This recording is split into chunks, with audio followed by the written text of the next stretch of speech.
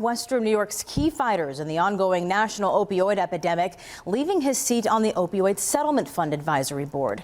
Avi Israel announcing that he is resigning from his position effective immediately.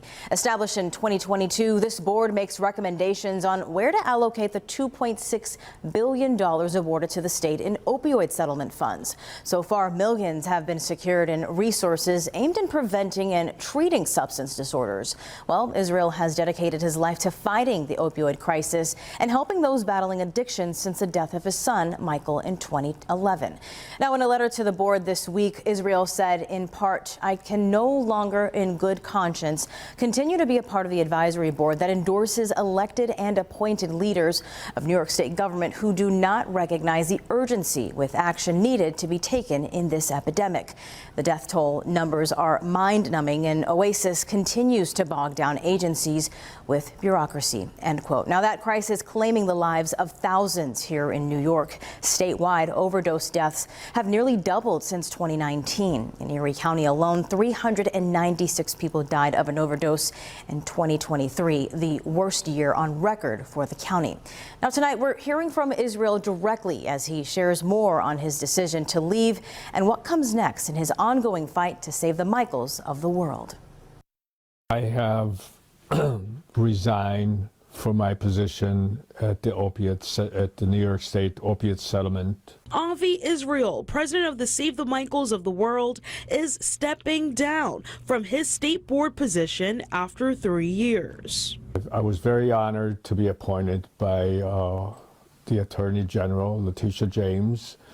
I think that she's one of the very few politicians who promised and kept her word and helped us.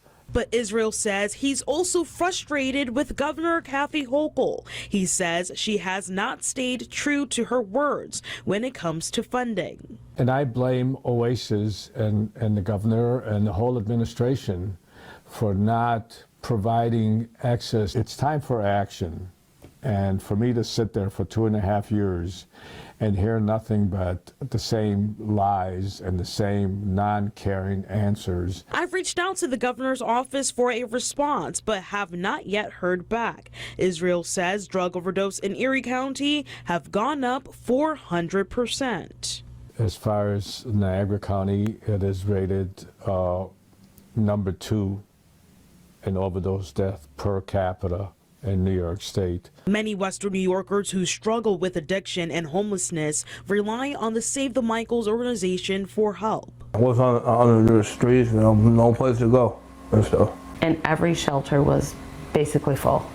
There was one shelter that had one opening, another shelter that was going to possibly have an opening. We have placed over 1,400 people in treatment.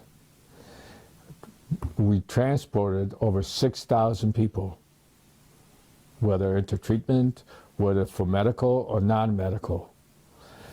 What if Save the Michaels was not here? The number of overdoses, which is 400 now, would be much higher.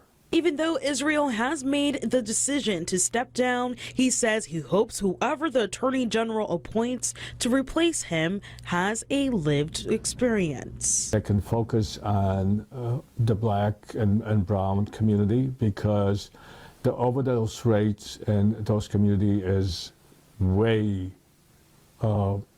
crazy. It's up something like 60%. In the meantime, he will continue to focus on running his organization to fight the opioid epidemic in Western New York. I'm going to make a difference, and I'm going to try to make a difference here.